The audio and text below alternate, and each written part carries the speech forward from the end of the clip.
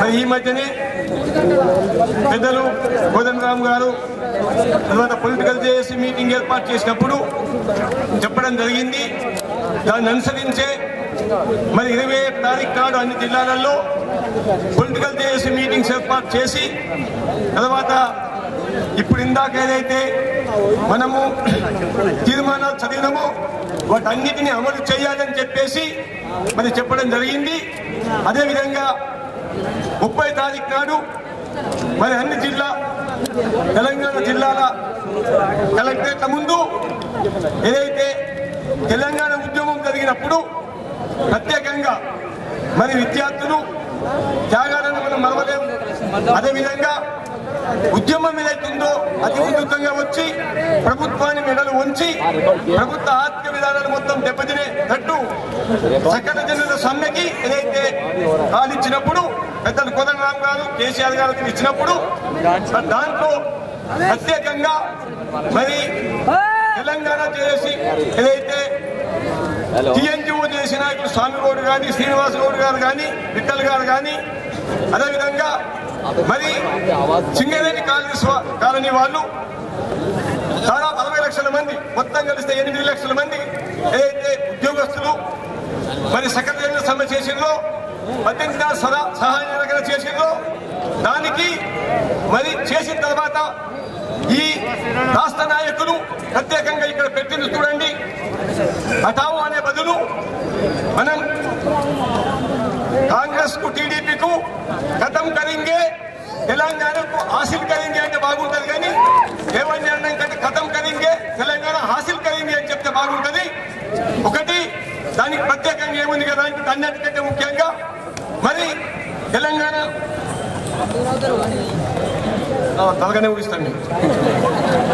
అయితే ఒకటి అన్నిటికంటే ప్రధానంగా తెలంగాణ మంత్రులు ఏదైతున్నారో మరి గతం లోపల ఇప్పుడున్న కొన్నా లక్ష్మయ్య కానీ గీతారెడ్డి కానీ దామోదర్ రాజనరసింహ గారు ఎందుకంటే తెలంగాణ వాళ్ళని చెప్తున్నాను నేను ఇక్కడ గీతారెడ్డి వీళ్ళంతా మరి సంతకాలు 42 మంది సంతకాలు పెట్టి తెలంగాణ ప్రత్యేక రాష్ట్రం కావాలని చెప్పేసి తీరా పెట్టకముందే మేమంతా పోయి అక్కడ జయశంకర్ గారి ఆధ్వర్యంలో అదేవిధంగా పెద్దలప్పుడు మరి పండిత్ నారాయణ రెడ్డి గారు పొలిటికల్ గా వీళ్ళంతా కలిసి మేము ప్రణం కలిసికి మెమరాండం ఇస్తే ఏమయ్యా పొన్నా లక్ష్మయ్య ఏమైంది వల్ల మరి ఏం చేస్తున్నామమ్మా నీ అమ్మ గీతమ్మ మరి మీ అమ్మాయిలో ఈశ్వరిబాయ్ అప్పుడు తెలంగాణ ఉద్యమంలో మరి ప్రముఖ పాత్ర వహించింది.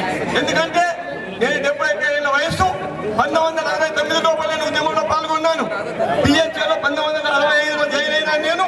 అందుకని అన్యాయం ఏంటంటే వస్తుందని చెప్తే 1-2 విషయాలు నేను ముగిస్తా. ఇక్కడ ఏముందంటే మన తెలంగాణ ప్రాంతంలో ఉండే పరిశ్రమలు మొత్తం మూతపట్టి అడిగే దిక్కులేదు కాంగ్రెస్ నాయకులకి. అదేవిధంగా మరి ఎర్రబల్లి కానీ లేకపోతే మోతుకుపల్లి కానీ మనకు సిగ్గుశలం ఉంటే న్యాయంగా వాళ్ళు తెలంగాణ వాళ్ళు కాదు. టీడీపీ పార్టీ అంటే ఆంధ్ర పార్టీ కనుక దాన్ని మొదటి నుంచి మేము వ్యతిరేకిస్తున్నాం. అందుకని అన్నిటికంటే ప్రధానంగా మరి మన దగ్గర ఏదైతే పరిశ్రమలు ఉన్నాయో ఇక్కడ నిజాం షుగర్ ఫ్యాక్టరీ గురించి చెప్తున్నారు. అదేవిధంగా మనం ఓపెన్ కాస్ట్ మైన్స్ చూస్తున్నాం. మన రాజధానిలో ఉన్నారు. అక్కడ ఎంతమంది 800 గ్రామాలు మొత్తము నాశనం అవుతున్నాయి. దాన్ని పట్టించుకున్న దిక్కు లేదు. మరి హెచ్ఎండి బంద్ అయింది, ఐడిపిఎల్ బంద్ అయింది, బాగా బంద్ అయింది, అలిమిన్ బంద్ అయింది.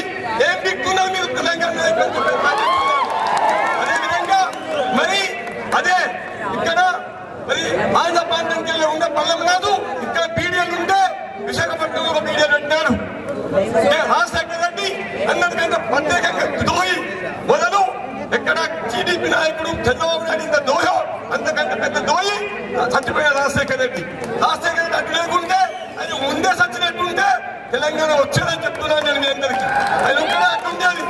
అది ఉండి తెలంగాణ 10 లక్షల ఎకరాల భూమిని కబ్జా చేసిట్టు మన కోరిక మొత్తం తెలంగాణ తిరుగుతుంటే అది తెలంగాణ ప్రజలకి పౌరుషమున్నది లేదని చెప్పేసి కాదు. అందుకని మరి మీరేం చేస్తున్నారు? ఆయన రాజశేఖర రెడ్డి తిరుపతి లోపల బిహెచ్ఎల్ పెడుతున్నారు, పెద్ద బిహెచ్ఎల్. ఇవల్ల పబ్లిక్ రంగ సంస్థలలో పెద్ద విధానం చూస్తే ఇండియా మొత్తం లోపల బిహెచ్ఎల్ పెద్ద ప్రభుత్వ రంగ సంస్థ. దాంట్లో 2 విషయాలు చెప్తున్నాను. 1960 జాయిన్ అయినప్పుడు మా బ్యాచ్ లోపల 27 మంది ఉంటే తెలంగాణ వల్ల ముగ్గురమే మేము. అదే 2010 లోపల 2010 మొన్న ఫిబ్రవరి లోపల మొన్న అయిన దాంట్లో మరి వర్కర్స్ కోసం, కార్మికుల కోసం, ఇంజనీర్ల కోసం కాదు. అయితే అది జరిగితే దాని ఫిబ్రవరి లోపల 6500 మంది పరీక్ష రాస్తే మొత్తం తెలంగాణ 10 జిల్లాల వాళ్ళు 40 మంది అంటే 4%. సీమాంధ్ర వాళ్ళు 70% పాస్ అయినారు. దాన్ని ఆపడానికి మేము ప్రయత్నం చేసినాం. తర్వాత లక్షలకు విద్యార్థి అక్కడ ఆత్మహత్య చేసుకున్నారు. 700 మంది విద్యార్థులు ఆత్మహత్య చేసుకున్నారు. అదేవిధంగా అది చేసుకున్నప్పుడు దాన్ని ఆపడం జరిగింది. మరి మన తెలంగాణ దోగుల 10 మంది ఏం చేశారు కదా అంటుంటే కోర్టుల కేసేసి దాన్ని రిలీజ్ చేయమని చెప్తే పెద్దలు మరి మన శ్రీనివాస్ గౌడ్ గారు వచ్చారు, కోదండరామ్ గారు వచ్చినారు, తర్వాత హరీష్ రావు గారు వచ్చినారు. వీళ్ళందరూ తీసుకుపోయి మేనేజ్మెంట్ కథని ఇచ్చినాం. 1,00,000 మందితో బంధనం చేస్తాం బిడ్డ తెలంగాణ కాకుండా. ఎందుకంటే నేను ఎందుకంటుందంటే పరిశ్రమలు మూతపడుతున్నాయి, అక్కడేమో పరిశ్రమలు పెట్టుకుంటున్నారు. అందుకని మీ అందరికీ విద్యార్థులు ఒక విజ్ఞప్తి చేస్తున్నాం. దయచేసి ఏ ఉద్యమం చేసినా కానీ ఇక్కడ దీనికంటే గేట్ నుంచి ఇంకో గేట్ దాకా ఎక్కడైతే మార్చి చేయడం కంటే మీరేం చేయాలి, మీ అందరూ చేస్తున్నారని చెప్పి అన్నారు. కానీ ఒకటి మా పెద్దలు కోదండరామ్ గారు చెప్తారు, అన్ని చేసినాం కానీ నీకేం చేయాలి, ఇంకా ఏం చేయాలి, ఇంకేం చేయాలంటే ఆర్థిక మూలాలు దెబ్బతీయాలని కూడా కాకుండా అసలు ఏమంతా చేసి వాళ్ళు ఢిల్లీ పోయినాడు. ఆయన ఉన్నాడు జయపాల్ రెడ్డి, జయపాల్ రెడ్డి, ఆయనకి మరి అర్థం కాదు కానీ ఆయనకి మరి మానసికంగా కూడా నాకు అర్థం కాదు. ఎందుకంటే అలా చెప్పాడు ఆయన. అయ్యా ఇక్కడ కాకముఖ్యమన్నాడు ఉద్యమానికి. అంటే సకల సభ చేసినప్పుడు మరి 8 లక్షల మంది ఏది ఉద్యమం చేసినప్పుడు కాకముఖ్యమన్నాడు. ఏం చేయాలంటే పట్టాలు వీకన్నా సలహా పట్టాలు వీకడమే కాదు, ఒకటి చేయండి. మీరు విద్యార్థి నాయకులకు మీరు ఒక విజ్ఞప్తి చేస్తున్నాం. ఉద్యోగస్తులు కొన్ని పరిమితులు ఉంటాయి, వాళ్ళు పరిమితులు బట్టి విధానం తీసుకున్నారు. కానీ మీరేం చేయండి అంటుంటే తెలంగాణలో ఉన్న కాంగ్రెస్ వాళ్ళకి ఏం చేయాలి, మీరు వాళ్ళకి వాళ్ళ బంధువుల ఆస్తులని వాళ్ళ ఆస్తులని తలగబెట్టండి, కలగబెట్టండి. అప్పుడే కానీ జై తెలంగాణ.